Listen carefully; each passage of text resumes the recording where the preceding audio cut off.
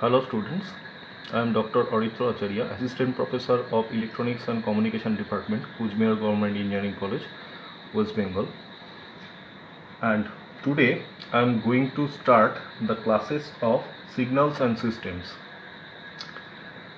Signals and Systems.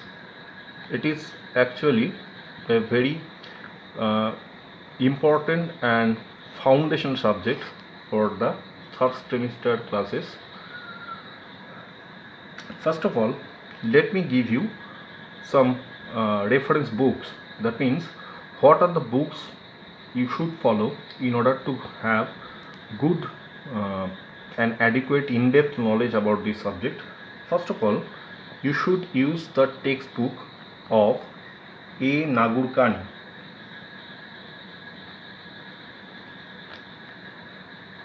It is the textbook I will follow throughout my classes. The book name is Signals and Systems. It is the second edition, published by Tata McGraw-Hill.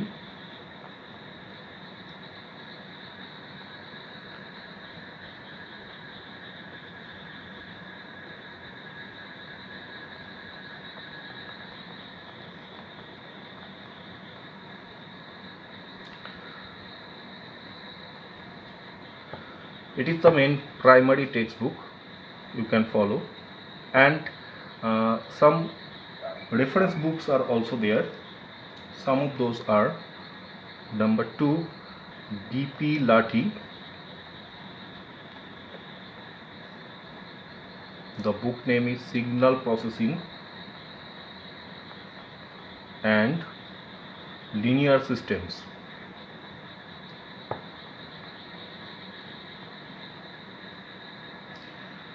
Book is published by Oxford University Press.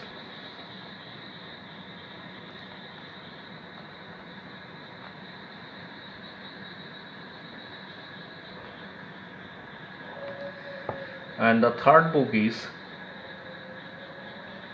A.V. Oppenheim. Multiple authors are there.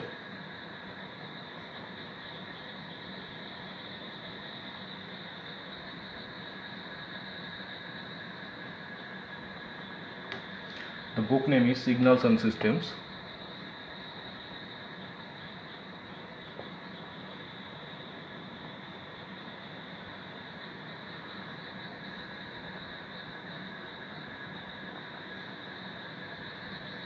I shall also provide these books in my description box.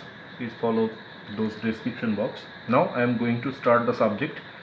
First of all, the chapter 1.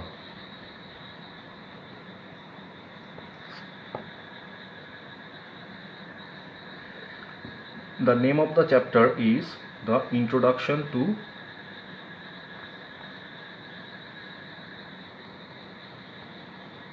Signals and Systems.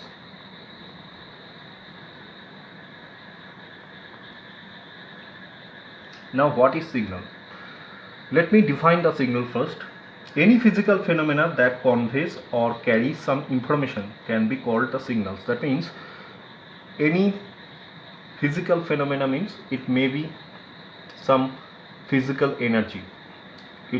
That form of energy may have the different types, like electrical energy or mechanical energy or something else. I will discuss later. But that particular form of energy should carry some information. That information may be either interpretable or non-interpretable, but it should carry some information. Some examples of signals which we generally face or we generally encounter in our daily life are music. It is a very common type of signal. Speech signal, it is very common type. Again, the motion pictures means, let me tell you that it is nothing but the videos which you can observe in your television sets. Still pictures are also the signals. Heartbeat, These are some common forms of signals or common examples of signals. Now, actually, signal is nothing but a mathematical function of an independent variable. What is independent variable? You know that. Mathematical function of an independent variable. That independent variables may be either time or spatial coordinates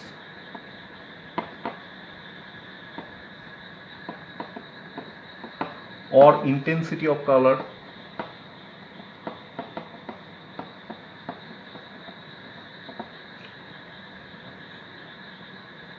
or pressure.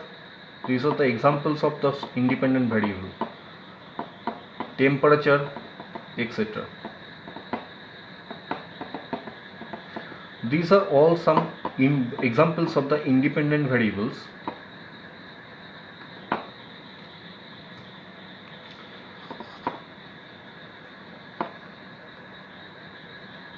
Actually, signals are maybe the functions of any one of those independent variables. Now, let me give you some examples. You will get the better understanding. Examples of signals. Suppose, let me tell you that most commonly used or most common signals are the functions of time as the independent variable. Now let me give you the example. Suppose x1t. x1 is the signal which is a function of t or time. It may have the form of this kind of, okay, this is one y equal to mx kind of graph. It is one signal, example of one signal, time varying signal. Next, again another time varying signal having some other form. Suppose it is that. Say that both of them are functions of time, but the time variation is different. First one is linearly variant with the time, and next one is the proportional to the square of the time. So first one is the linear function, next one is the parabolic function.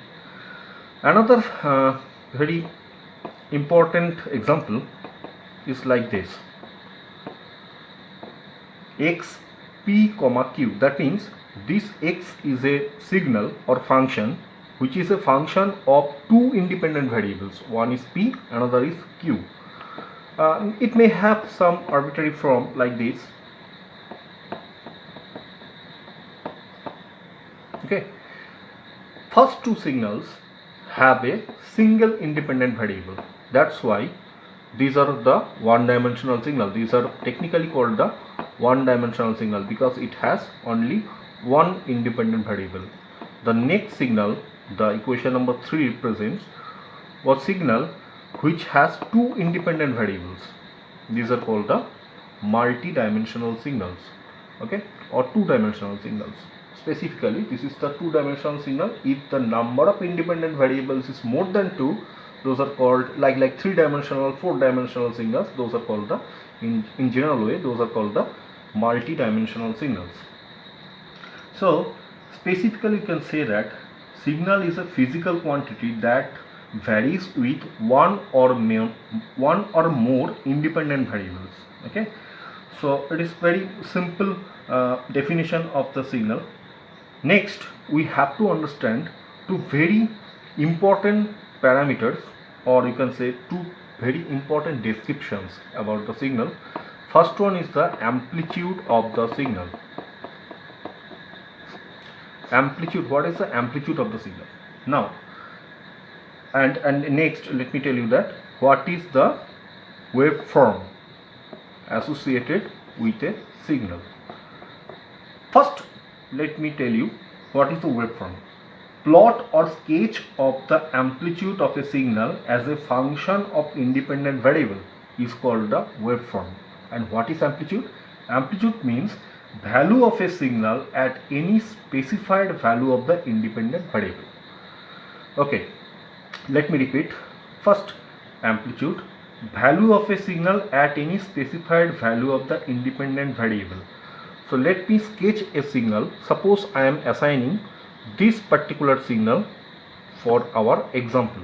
if you want to sketch the waveform of this signal, we have to first draw the two axes. First one is the time axis, which is horizontal, and next one is the dependent axis or the amplitude axis. It is x1t. Now look at the nature of the signal. It is a linear signal, so it should pass and it is passing through the origin. Okay, so its slope is 0.7. It should have this kind of plot. Its slope is that means its slope is 0.7. 0.7 is the dx1 by dt. That is the slope. Now look at here. If we want to define the amplitude of this signal at a particular instant, suppose I am considering an instant t1 here, okay, and if you want to find out what is the value of the signal at that particular time instant t1, so draw a vertical line from here and extend that vertical line from the intercept with the signal at this point. From this point, draw the horizontal extension up to the y-axis. Now this particular value within this y-axis or the vertical axis, it is called the amplitude axis. This will give you the amplitude of the signal. It may have anything. It may have anything depending on the value of t1. Suppose it is 5. Suppose it is 5. So amplitude at the instant t1 will be 5. Suppose I am considering another instant t2. Okay, t2 is an instant which is later than t1. That means t2 is obviously greater than t1 according to this graph. Now again, if you extend the horizontal line from the intercept, you will obtain another amplitude point. It may be, suppose say it is 7. So its amplitude is changed with time. Okay, so these are the amplitudes. These are defined for particular instance of time. So it is the concept of amplitude. And what is waveform? It is the waveform. Sketch of the signal, sketch of the amplitude of the signal as a function of the independent variable. Here the independent variable is time. So it is all about the amplitude and waveform of the signal. Now I am going to the classification of the signal, which is very important part. What are the classifications?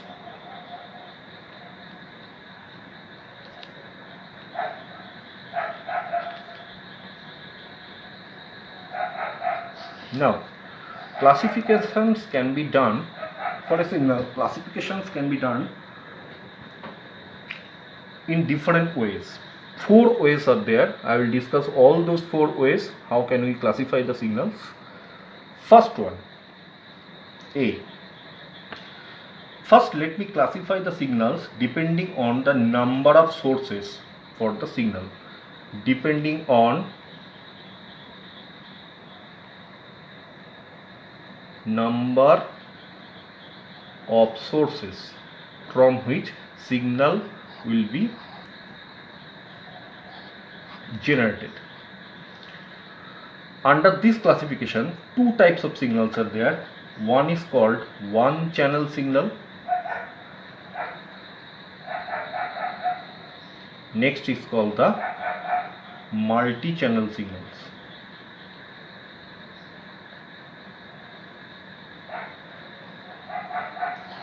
So one channel signals means,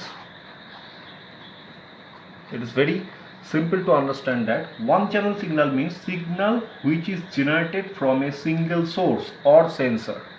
Okay, that is the one channel signal. And multi-channel signal means signals which are generated from multiple sources or sensors. Okay, now let me give you the examples of both one channel and multi-channel signal that we clarify in better way. One channel signals means it should have a single source or a single sensor.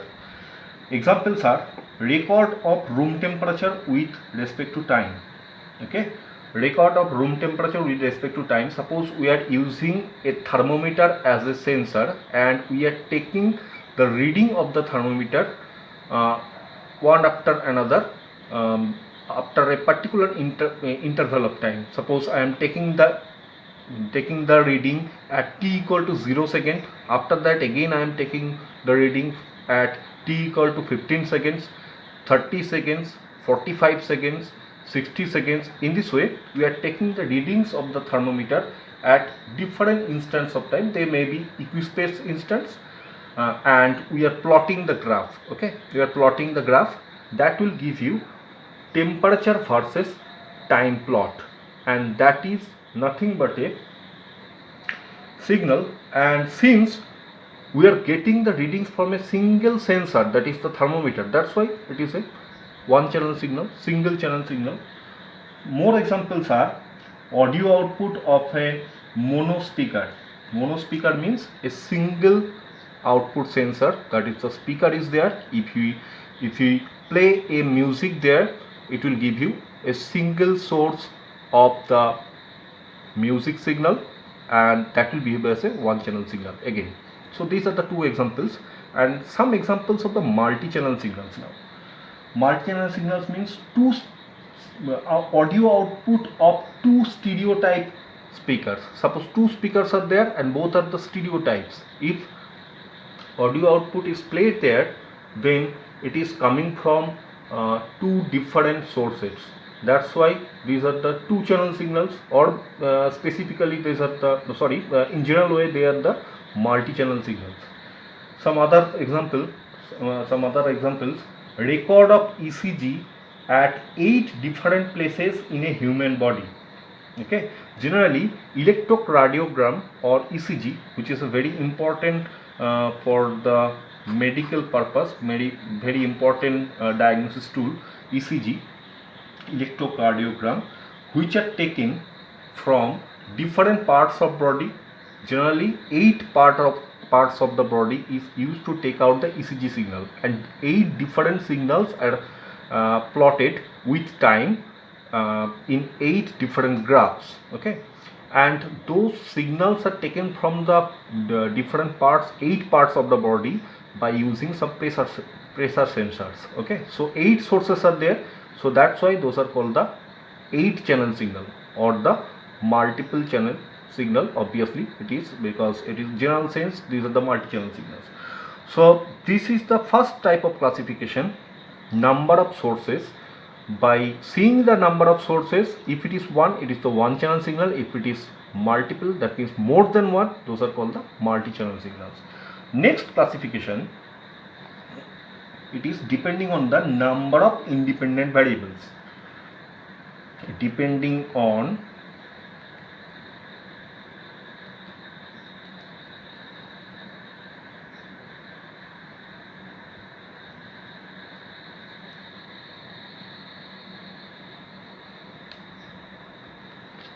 number of independent variables. Number one dimensional signal.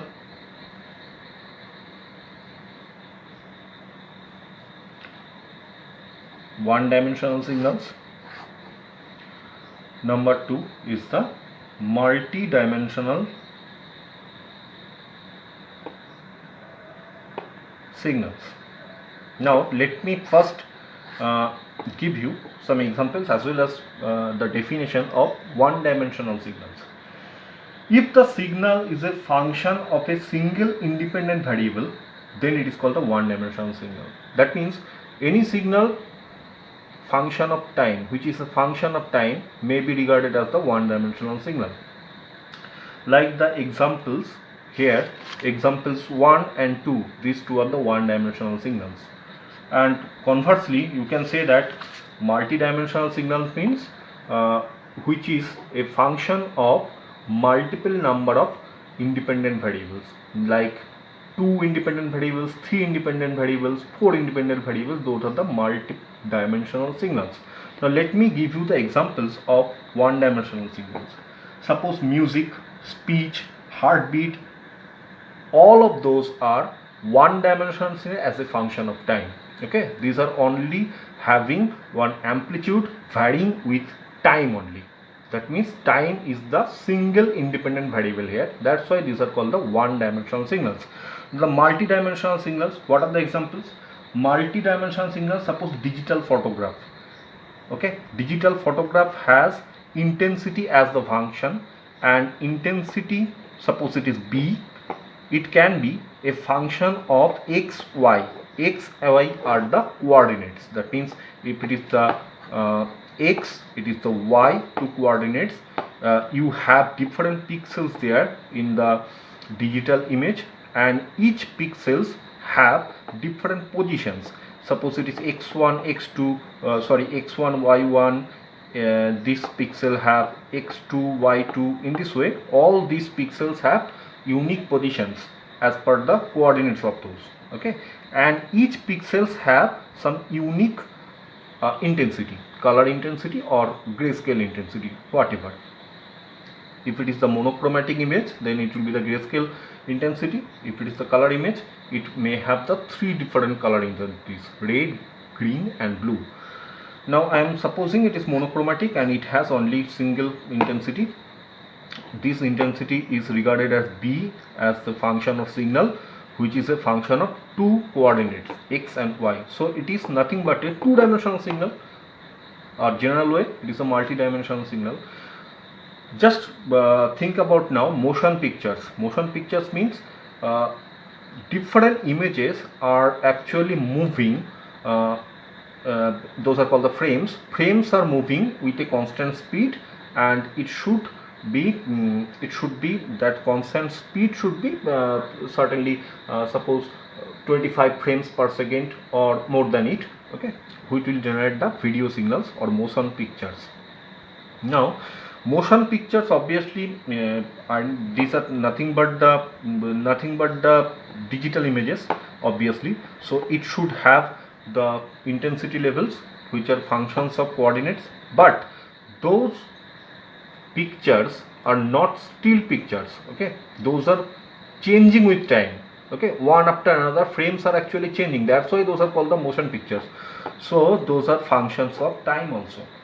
So this is nothing but function of three different independent variables, x, y and t. That's why these are called the three-dimensional signals or the multi-dimensional signals. Okay, so these are the two types of classifications. Now I am coming to the next type of classification, that is C,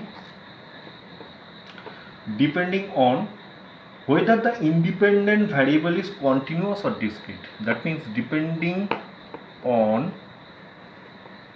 the nature of the independent variable.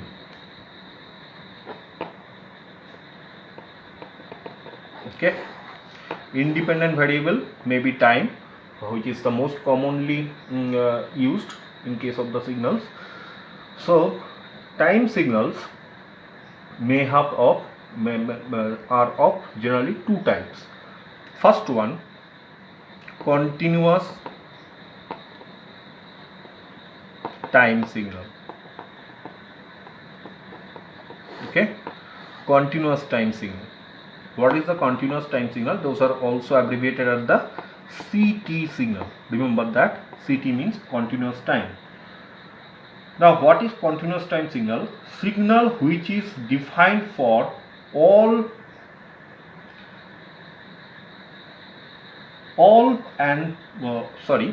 signals which are defined for all possible values of the independent variable t is called the continuous time signal. That means signal should be defined for all or any value of the independent variable. Okay, and denoted by xt. Generally continuous time signals are denoted by xt, yt, like this way, and this classification, actually this classification, that means the nature of the independent variable, this classification is as per the horizontal axis.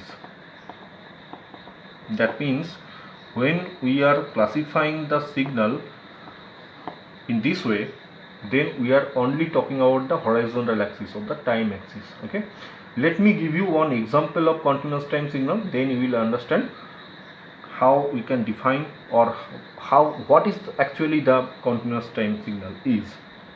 Continuous time signals are defined for every instant of time.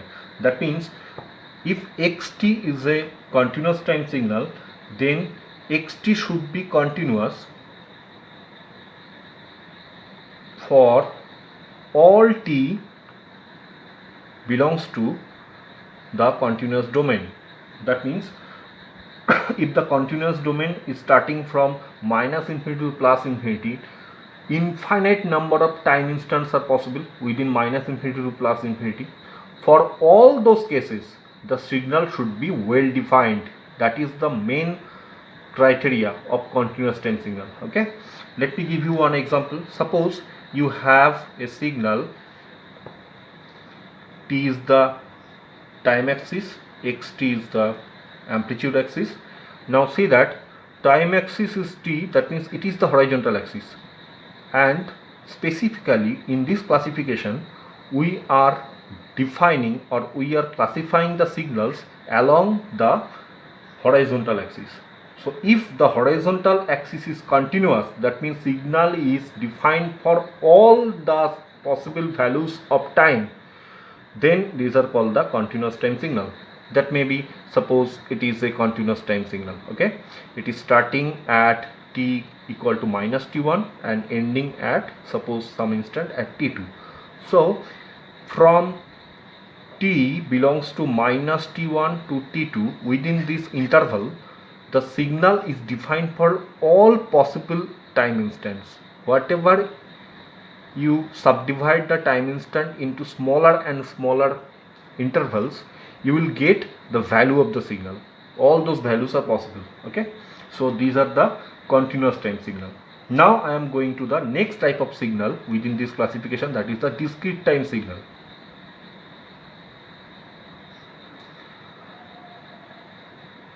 What is discrete time signal?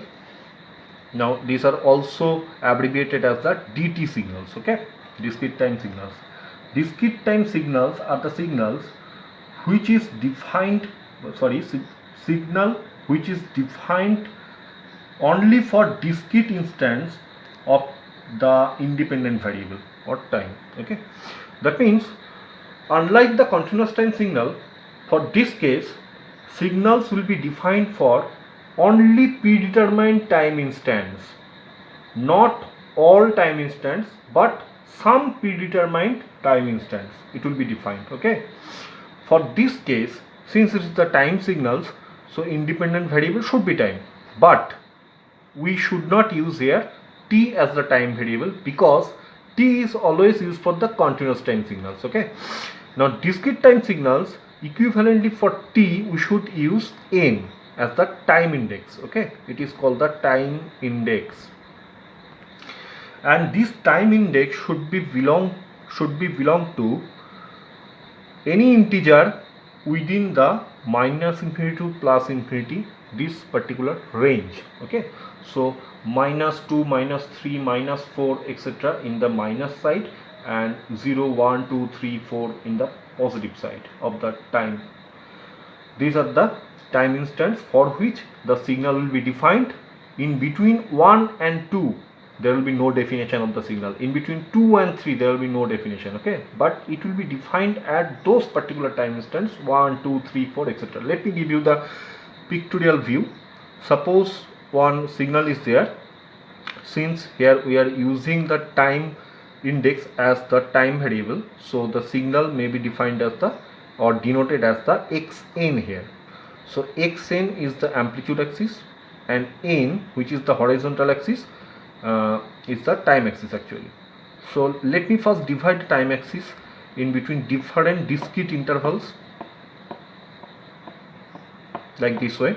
These are the all equispaced discrete intervals. It is 1, 2, 3, 4, 5, 6, 7, 8, 9, 10, etc. so on. These are minus 1, minus 2, minus 3, minus 4, minus 5, minus 6, etc.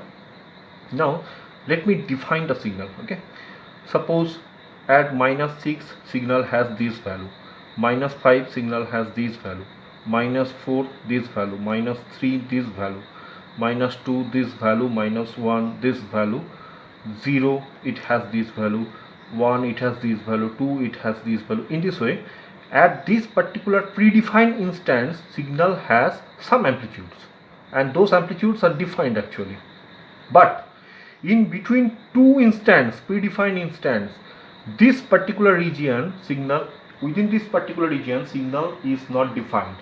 All those undefined regions are actually not defined, that means signals are not defined within those intermediate time instance.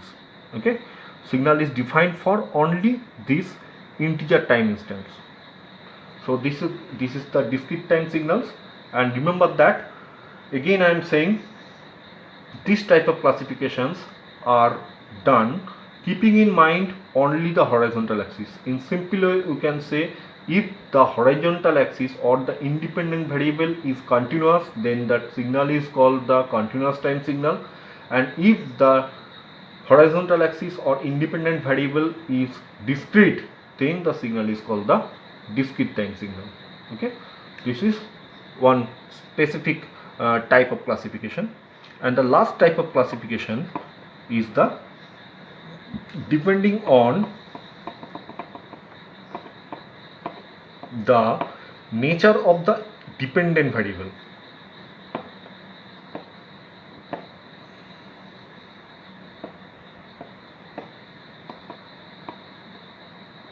In the earlier case we had classified the signals depending on the independent variable. Now I am going to classify the signals dependent on the dependent variable. Now see that what is the difference. Previously it was classified along the horizontal axis, that means now we are going to classify the signal along the vertical axis. Okay, so number one, here number one is the analog signal. Okay, and number two is the digital signal.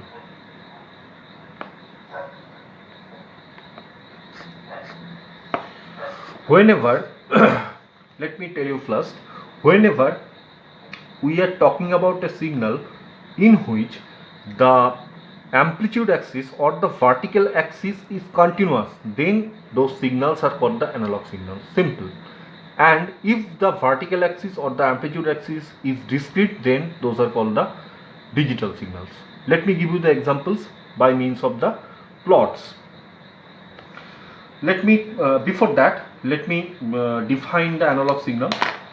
If the signal's amplitude can take any value in the continuous domain means amplitude domain, x is the signal, suppose xt is the signal which is defined. If the amplitude of the signal is defined for, amplitude of the signal can take any value in between minus infinity to plus infinity. Okay, that means if there is no restriction on the amplitude of the signal, then those are called the analog signals. And if there is any restriction, on the amplitude, then those are called the digital signal. That means for the digital signals, if the signal amplitude can take only some predefined values, not the all values, okay, some predefined values, then those are called the digital signals. That means there are some strict restrictions along the vertical axis for the digital signals. It will be more clarified if we draw the graphs and let you understood. Suppose I am first drawing one signal here. It is the horizontal axis and it is the vertical axis. Now I am going to classify the signal along the vertical axis. Okay, suppose I am drawing any arbitrary signal here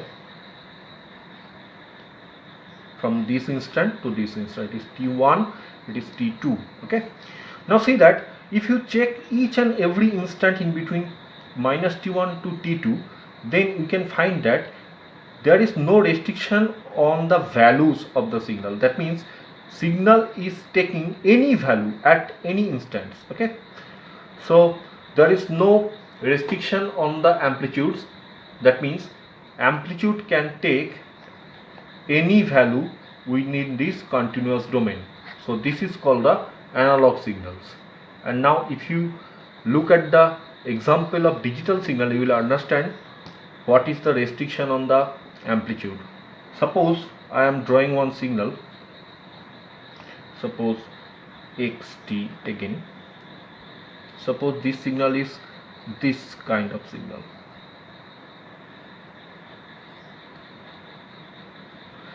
It is starting at minus T1, ending at T2.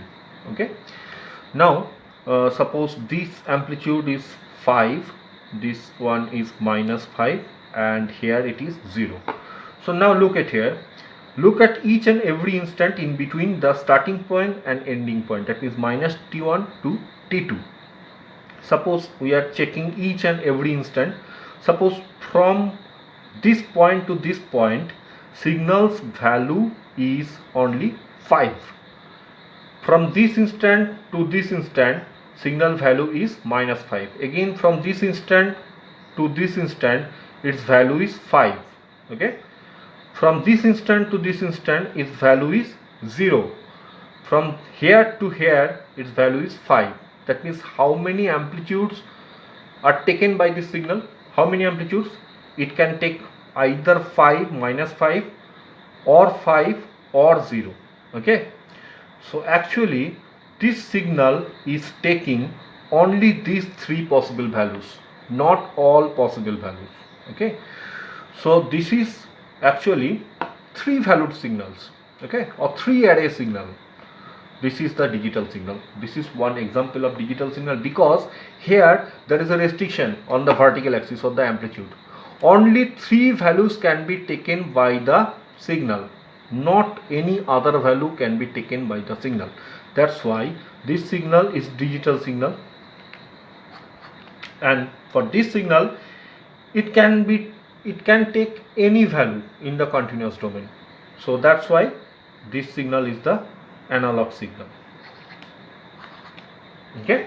So this is all about the digital and analog signals. Now I am giving you some examples of the signals, and you have to classify both along the horizontal axis as well as the vertical axis. That means both the independent variable classification as well as the dependent variable classification must be mentioned for all these signals. Suppose first signal is like this, T. Suppose first signal is x1t. Okay.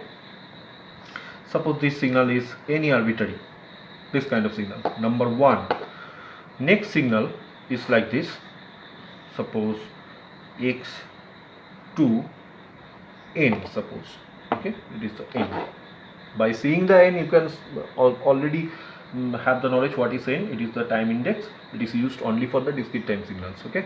Suppose this signal is like this. These are defined for some predefined values of time.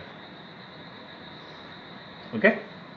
Now see that these are defined for some predefined values of time, 1, 2, 3, 4, 5, minus 1, minus 2, minus 3, minus 4, minus 5, etc. But there is no restriction on the amplitude. Okay. This is the observation for this signal. Third signal I am drawing.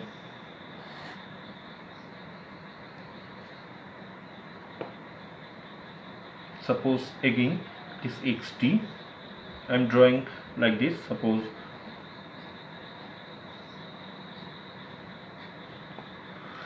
so this value is 10, this value is suppose minus 10, and this value is 0. Okay. And the third this is the third kind of signal, and the last signal again it is discrete.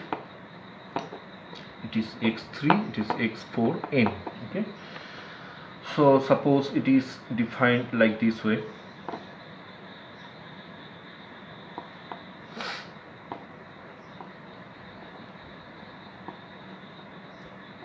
Okay.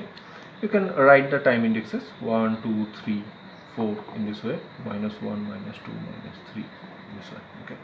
It is the fourth type of signal. Now first of all, let me classify this one first. Along the horizontal axis, it is continuous, because for all instants of time this signal is defined. That's why this is the CT signal, continuous time signal. Okay, next, classify along the vertical axis or the amplitude axis. In case of the amplitude axis, again we can observe that it is taking any value in the continuous domain. There is no restriction on the values. Okay, so it is the analog signal. So you can say it is continuous time analog signal. Okay, next one, say that simply by observing this signal you can say that it is the discrete time signal, because it is defined for some discrete instants of time. Okay, next one, if you classify this signal along the vertical axis, you can observe that these amplitudes has any value. These amplitudes are taking any value within the continuous domain, and there is no restriction. Okay, so these are taking any value in the continuous domain of amplitude. That's why these are again the analog signals. There is no restriction on the amplitude axis, so it is nothing but the discrete time analog signal. Next one is the another type of signal, so you have to classify it. See that here signal is continuous along the horizontal axis. That means in the time domain or along the time axis, signal is defined for each and every instant of time. So it is obviously continuous time signal. But along the the vertical axis, you can observe that in the amplitude axis you can observe that signal is taking either plus 10 value or minus 10 value or 0 values or plus 10 values or minus 10 values. That means signal's amplitude domain is restricted to either minus 10 or plus 10 or 0. 3 values are possible. Okay, only 3 values are possible for this signal. So that's why this is a digital signal, simply because its amplitude is discrete or amplitude is not continuous. Okay, so that's why it is continuous time digital signal. Next one, see that by seeing the horizontal axis or the time axis, you can simply say that it is a discrete time signal. And again, discrete time signal is taking, suppose it is 5, it is minus 5. Okay, discrete time signal, all these samples or the signal values are actually taking either 5 or minus 5, not other than these two values. So there is a strict restriction on the signal amplitude. So signal can either take plus 5 value or minus 5 value. So it is nothing but the two array signal, digital signal. So it is discrete time digital signal. So all these 4 possible classifications are there, both considering the independent variable as well as the dependent variable, continuous time analog signal, discrete time analog signal, continuous time digital signal, and discrete time digital signal. Next I am going to discuss about the systems.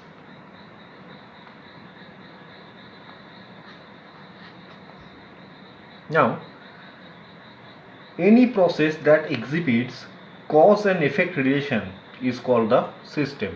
That means a system is a process in which you have to provide a cause and at the output you will obtain some effect. Okay, so a system may be mathematically represented as a black box which has some process, okay, which will do some process on the input signal. Input signal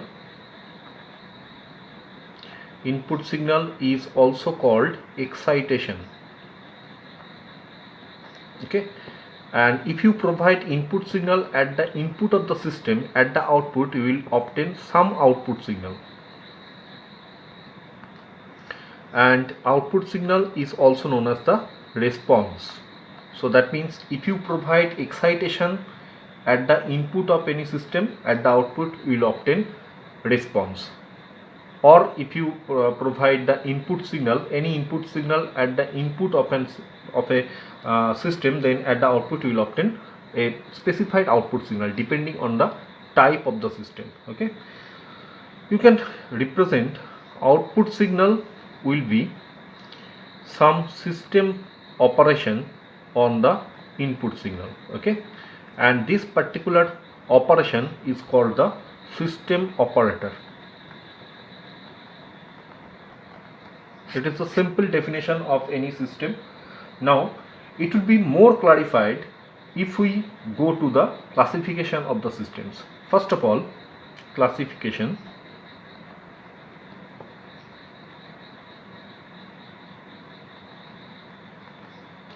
Classifications of systems. First one, we have to classify the signals depending on the type of the energy.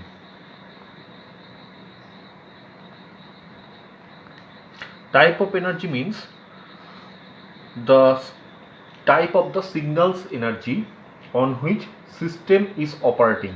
Okay, system may operate on the electrical signals, then the system is called the electrical system. If the system is operating on electrical signals, then it is called the electrical system. If it is operating on the mechanical signals, then it is called the mechanical system. It may be also thermal system, and it may be also the hydraulic system, etc. Okay, different types of signals systems are there depending on the type of the energy of the signals on which they are operating. Actually, output signal of a system is a processed version of the input signal. That means it may happen that input signals type of the energy is different from the output signals type of the energy. Those are the hybrid systems. Okay, different sensors are there which will accept the input signal in one form of energy, and output it will provide in another form of energy. Like suppose I am giving you one example. Suppose microphone. For the microphone, it will accept the input signal as the acoustic energy or the sound waves, and the output of the microphone will be electrical signals. Okay, so it is transforming the energy from acoustic energy to the electrical energy. So it is one example of the hybrid system. Next kind of classification, depending on the number of inputs and outputs.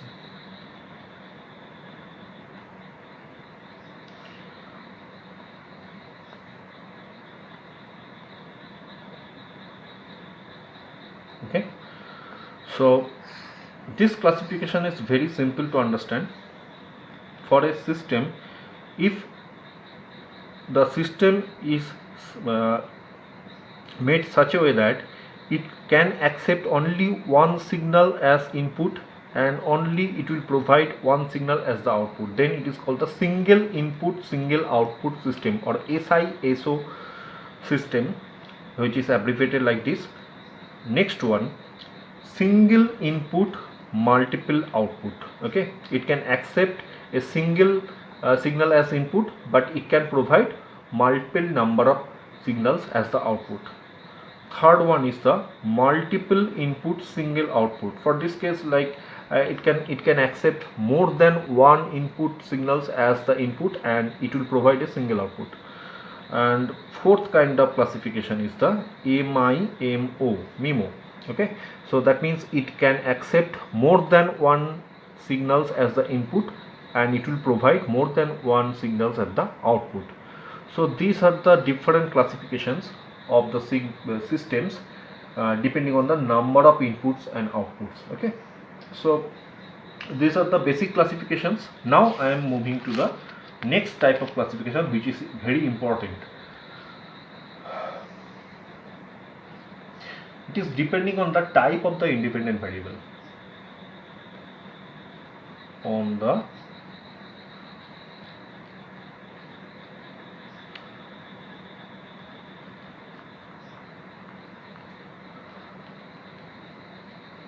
Type of the independent variable means you already know that when I have discussed about the classification of the signals, depending on the type of the independent variables, those are two types of signals. One is the continuous time signal and another is the discrete time signals. Okay, so if in case of the systems, if a system handles only the continuous time signals, that means it can accept continuous time signal as input and it will provide the output which is also continuous time signal, then those are called the continuous time systems, or it is also abbreviated as the CT systems, continuous time systems. Okay, simply you can write this system like this way or represent this signal in this way. This is the system operator.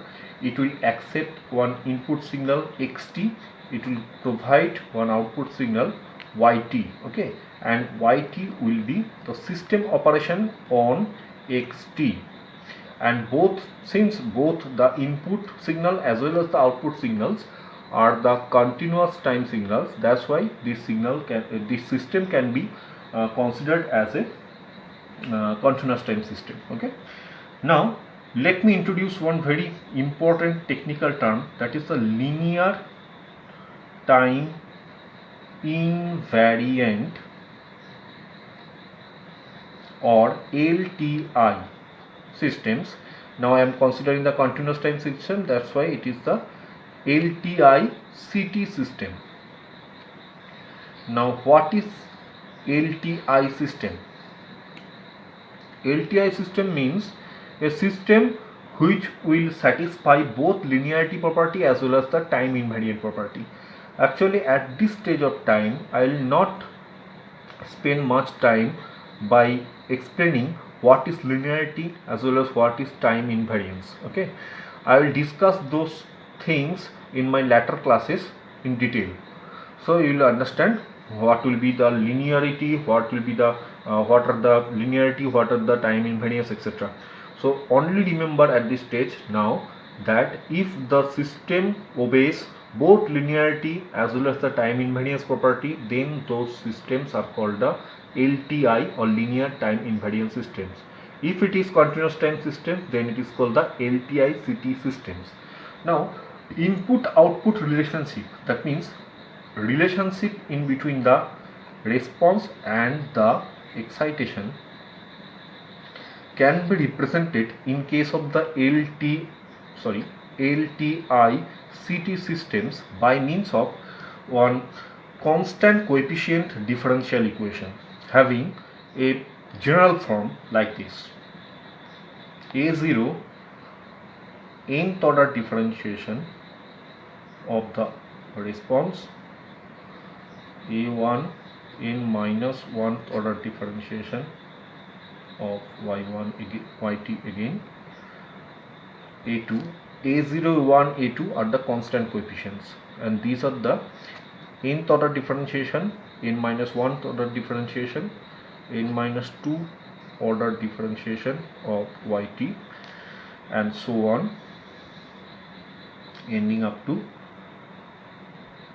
coefficient a n minus 1 first order derivative of yt plus a n yt should be equal to b0 mth order. M is another integer, n is one integer. Okay, m is another integer, but it should be lower or equal to n. I'll discuss later. Mth order derivative of the excitation, b1 m minus 1 order derivative of the excitation, b2 m minus 2 order derivative of the excitation, and so on, ending up to b m minus 1 first order derivative of the excitation plus bm excitation. So it is equation number 4. For this case, n is the order of the system. N is defined as the order of the system, this n. and obviously you must remember that another very important thing, n should be either greater than or equal to m.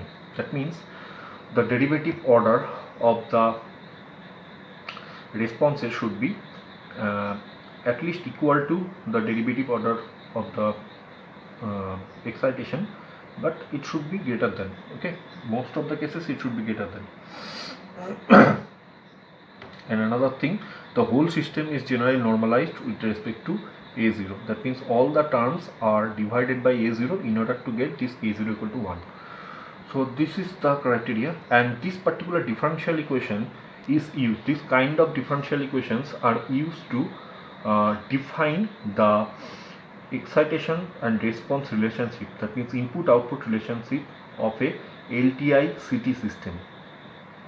Now if you want to find out the yt for a given xt by using different boundary conditions which will be given to you, if you want to find out the yt, that means the output of the LTI-CT system for a given xt, then you have to solve this differential equation, given differential equation, by considering the given boundary conditions or the initial conditions. Okay, so it is a very tough job if the n value is larger. If n value is 1, 2, 3, up to this particular job may not be very difficult, but if n value is greater than 3, then it is very difficult job.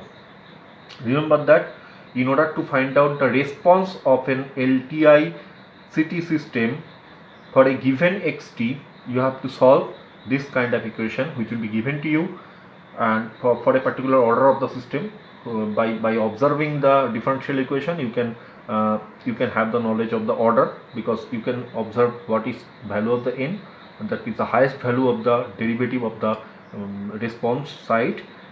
You can have the order of the system, and by solving the differential equation by considering subject to these boundary conditions, you can find out this relationship. So it is all about the LTI-CT system. Next classification, that means under this particular classification, is the DT systems. Simply, DT systems are the systems which can handle only the discrete time signals.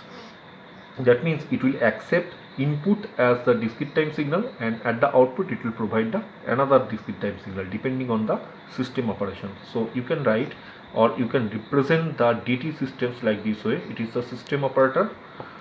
If you provide any discrete time signal at the input or excitation, at the output you will obtain another discrete time signal as the output or the response, and the response will be equal to the system operation on the excitation. Both of them are discrete time signals, that's why these are called the discrete time systems. Just like the earlier one, in this case also you can have LTI DT systems, that means linear time invariant. These systems will obey the linearity property as well as the time invariance property, but those are the discrete time systems. Okay, so for discrete time systems, again, if you want to find out the input output relationship between input and output, then you have to define one difference equation. In case of the discrete domain, in place of the differential equation, you have to write the difference equation. Why this? Because you know that from the fundamental definition of the differential calculus, in actually those are defined in the discrete sense. Okay, I will discuss how the differential equations can be converted into the difference equations in the discrete domain in my later classes. Okay, so let me write one simple difference equation by which you can define the input output relationship in case of LTI DT systems. Those general form is m minus yn is equal to minus summation of m equal to 1 up to n am. These are the constant coefficients. Okay, these are the terms related to the responses. and another term is there from m equal to 0 up to m pm x nt. X means the excitation. It is equation number 5. It is a general difference equation, constant coefficient differential equation. These coefficients are constants, that's why these are called the constant coefficient difference equations, by which you can represent the input output relationship in case of any LTI DT system. And here also n is the order of the system, and obviously this condition must be there, that means n should be greater or equal to n here. Again, if you want to find out the response of any LTI DT system for a given xn, then you have to solve this differential equation, given differential equation subject to the given boundary conditions. Then you will obtain this output in terms of the input for a given input. Okay, so it is the procedure. I will discuss these procedures later in detail. So now I am straightforward going into some more discussion about the signal analysis, that is the frequency domain analysis. It is another topic under this chapter, frequency domain analysis. Now see that physically we always realize the systems in the time domain, okay, because see that in all our earlier discussions we have seen that all discussions are made keeping in mind those are in the time domain. However, the analysis of a system in time domain requires solution of the differential equations or the difference equation for CT and DT systems respectively. So it is a difficult job. As I mentioned, if the order of the system is higher than 3, then the solution of the differential equations, or in the discrete domain in the in case of the difference equations, are very difficult job. That's why time domain analysis for the higher order systems are not very easy to do. Okay, so that's why some indirect method is applied. This is called the frequency domain analysis. So time domain analysis for higher order system is not very much easy job. That's why we generally adopt some other kind of analysis procedure, that is called the frequency domain analysis procedure. Simpler way to use some transformation method to transform the signals into some other domain. In this case, we have to transform the signals from time domain. It is the time domain signal because it is a function of t. You have to transform the signal into some other domain. Suppose this domain is S domain, okay, and this transformation procedure is called the Laplace transformation. L stands for Laplace, okay, Laplace transformation. If you do the Laplace transformation, this is a procedure, I will discuss later what is Laplace transformation. Then you can transform a time domain signal into S domain signal. What is S? S is actually the complex frequency. S is the complex frequency. S is equal to rho plus J capital omega. Okay, so this is a complex frequency, and generally by using the Laplace transformation you can change the domain of the signal from time domain to S domain. And another reciprocal operation is there. If you want to go back to the time domain from the S domain, then you can use the reciprocal operation of the Laplace transformation, that is called the inverse Laplace transformation. So this transformation is very easy to understand. I will discuss later the detail of this particular transformation. Only at this stage, only remember that you must use this kind of transformation in order to simplify your analysis method. How can you simplify the analysis method? See that if you suppose consider about the continuous time signals. Here I am considering about only the continuous time signals, okay, so or sorry continuous time systems. If you want to analyze any continuous time system, then if you want to find out the response of the system for a given xt, that means the input signal, for a given boundary conditions, then you have to solve the differential equation. Okay, so time domain differential equation solution is not very easy job for the higher order systems. So that's why if you do the Laplace transformation of that differential equation, then you will obtain a simple algebraic equation in S. Okay, that means by doing the Laplace transformation from differential equation, you can obtain one algebraic equation of S, and if you solve that algebraic equation, you can obtain ys instead of obtaining yt. Okay, so this ys is called the S domain response of the system. So you are getting the S domain response. Now, but finally you need the T domain response, that means the yt. So just do the inverse Laplace transformation of that, you will obtain the yt. I will discuss these methods in detail. See that first I am considering the time domain analysis, okay, and showing the time domain analysis in form of a flowchart. If you do the time domain analysis, what are the different steps? First, start the time domain analysis. Okay, next step will be to take xt, that means xt will be given to you, for which you have to find out the yt.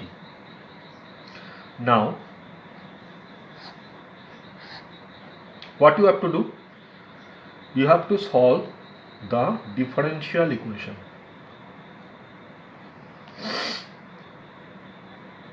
Okay, here we have to imply the boundary conditions. That means by solving the differential equation, you have to imply the boundary conditions here, and after solution of this differential equation, you will obtain yt. It is a simple form, and after getting the yt, you should stop.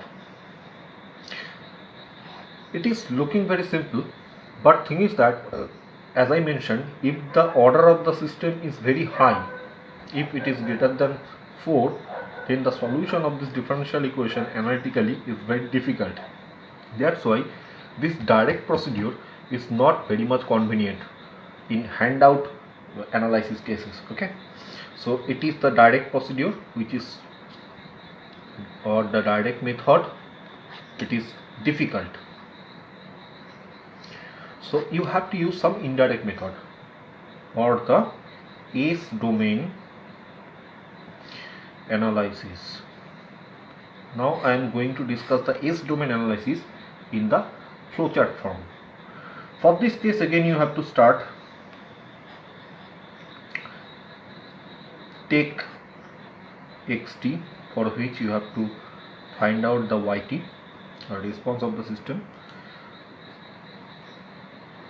Take the differential equation associated with that system, or form that differential equation associated with that LTI-CT system. Okay, now do the Laplace transformation.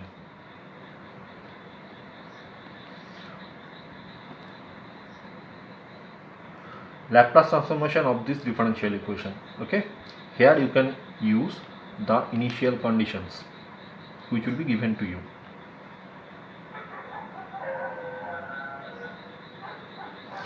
Okay, use the Laplace transformation of this particular differential equation in order to get the algebraic equation. Now by using the Laplace transformation on the differential equation, you will obtain the equivalent algebraic equation. Okay,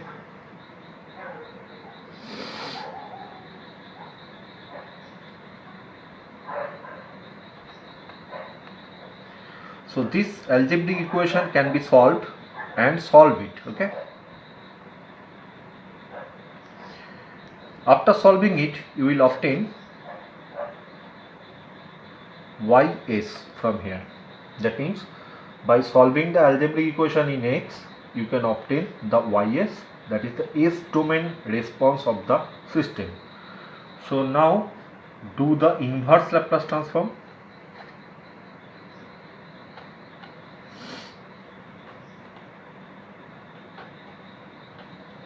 You will obtain yt means the time domain response which is desired. Okay, and finally stop.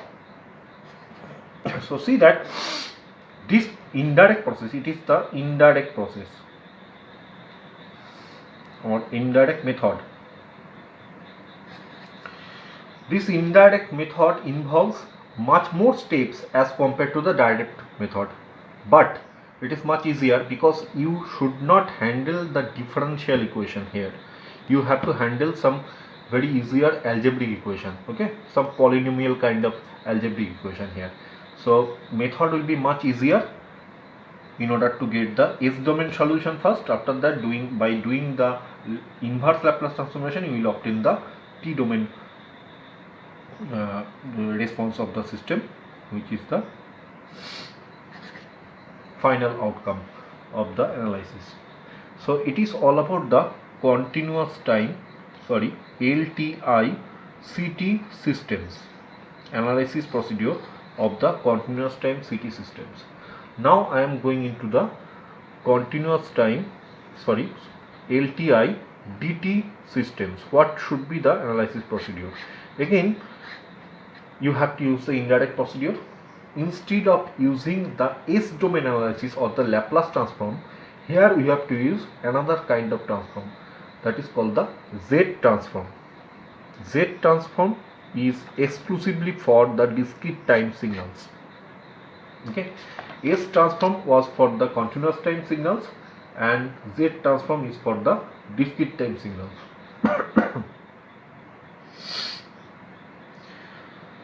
By using the Z transform, you can transform one time domain signal, it is the discrete time domain signal. You can do the Z transformation, you will obtain Z domain signal. Okay, where this Z is equal to e to the power j omega, where omega is the frequency of DT signal.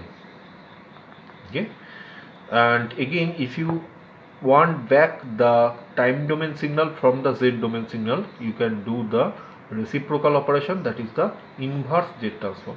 So very easy to understand. Z transformation is just like the S transformation, the procedure is different. Z transformation is valid for the discrete time signals and S transformation was valid for only continuous time signals. And for solving or for analyzing the discrete time systems, LTI discrete time systems, you can use this kind of flowcharts. It is the direct method. Instead of using, it is the direct method, that means instead of the differential equations, you have to solve here the difference equations.